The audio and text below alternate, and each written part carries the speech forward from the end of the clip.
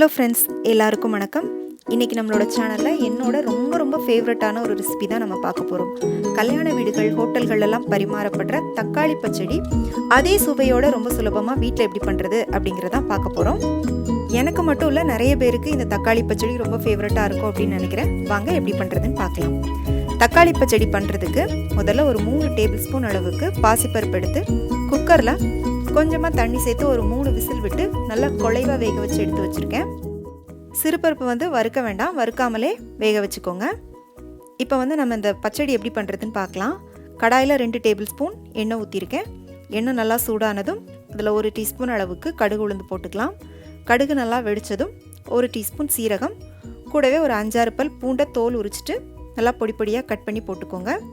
காரத்துக்காக பார்த்தீங்கன்னா நான் 4 பச்சை மிளகாய் போட்டிருக்கேன். உங்களோட காரத்துக்கு ஏற்ற மாதிரி நீங்கள் பச்சை மிளகாய் சேர்த்துக்கோங்க. இப்போ இதை லைட்டாக வதக்கி விட்டுக்கலாம். இதில் பார்த்தீங்கன்னா ஒரு 100 கிராம் அளவுக்கு சின்ன வெங்காயத்தை தோல் உரிச்சிட்டு 2 கட் பண்ணி வச்சுருக்கேன். இதை இதோட போட்டுக்கலாம்.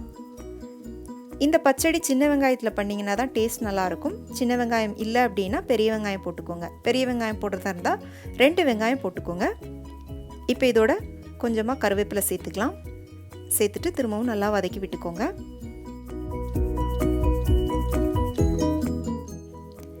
இப்போ பார்த்தீங்கன்னா வெங்காயம் ஓரளவு வதங்கி கொஞ்சம் கண்ணாடி பதத்துக்கு வந்திருக்கு. இந்த நேரத்தில் நம்ம இதோட தக்காளி சேர்த்துக்கலாம். தக்காளி 1/2 கிலோ அளவுக்கு நான் எடுத்து கட் பண்ணி வச்சுருக்கேன்.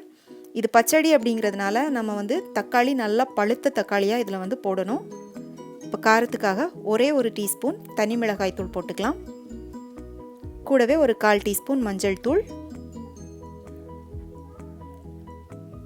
கொஞ்சமாக பெருங்காயத்தூள் சேர்த்துக்கலாம். அடுத்ததாக பச்சடிக்கு தேவையான அளவுக்கு உப்பு சேர்த்துட்டு திரும்பவும் நல்லா வதக்கி விட்டுக்கோங்க.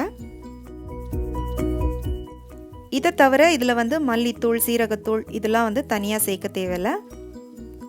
இப்போ இந்த தக்காளி வேகிறதுக்காக சும்மா ஒரு 1/2 கிளாஸ் மட்டும் தண்ணி சேர்த்துட்டு நல்லா கலந்து விட்டுட்டு இதை மூடி போட்டு மூடி ஒரு 5 நிமிஷத்துக்கு இதை நம்ம கொஞ்சம் மீடியம் ஃப்ளேமில் வச்சு வேக விட்டுக்கலாம்.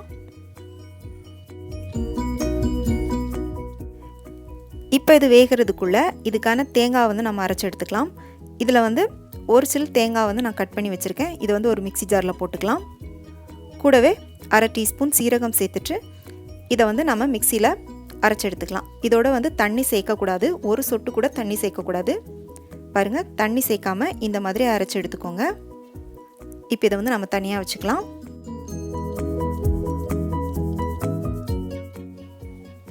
இப்போ இது ரெடி ஆயிருச்சான்னு பார்க்கலாம். பாருங்கள், வெங்காயம், தக்காளி எல்லாம் நல்லா வெந்திருக்கு. இப்போ இதோட நம்ம வேக வச்ச பாசிப்பருப்பை சேர்த்துக்கலாம். இந்த பாசிப்பருப்புலேருந்து நான் ஒரு 3/4 வாசி மட்டும்தான் சேர்த்துக்கிட்டேன். நான் இதில் மீதியை இன்றைக்கி ரசம் பண்ண போகிறதுனால அதில் சேர்க்குறதுக்காக நான் எடுத்து வச்சுருக்கேன். பாசிப்பருப்பை சேர்த்துட்டு நல்லா கலந்து விட்டுக்கலாம்.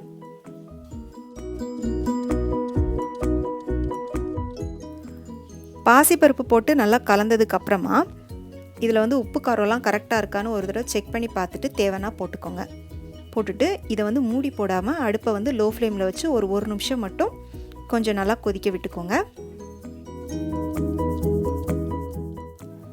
கடைசியாக நம்ம அரைச்சி வச்சுருக்கிற தேங்காவையும் சீரகத்தையும் சேர்த்துட்டு நல்லா கலந்து விட்டுட்டு ஒரு 1 நிமிஷத்தில் அடுப்பை ஆஃப் பண்ணிவிட்டு அடுப்பிலேருந்து இதை இறக்கிடுங்க.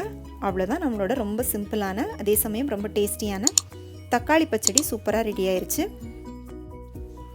இது நீங்கள் இட்லி, தோசை, சப்பாத்தியோட கூட தொட்டு சாப்பிட்லாம். அதே மாதிரி சாம்பார், தயிர் சாதம் இதோடையும் ரொம்ப நல்லாயிருக்கும். வெறும் ரசம் மட்டும் வச்சுட்டு இந்த பச்சடி வச்சு சாப்பிட்டிங்கனாலும் ரொம்ப சூப்பராக இருக்கும். கண்டிப்பாக ட்ரை பண்ணி பாருங்கள். பிடிச்சிருந்துச்சு அப்படின்னா மறக்காமல் லைக் பண்ணிவிட்டு உங்கள் ஃப்ரெண்ட்ஸ் அண்ட் ஃபேமிலிக்கு ஷேர் பண்ணுங்கள். மீண்டும் வேறொரு ரெசிபியோடு சந்திக்கிறேன். நன்றி, வணக்கம்.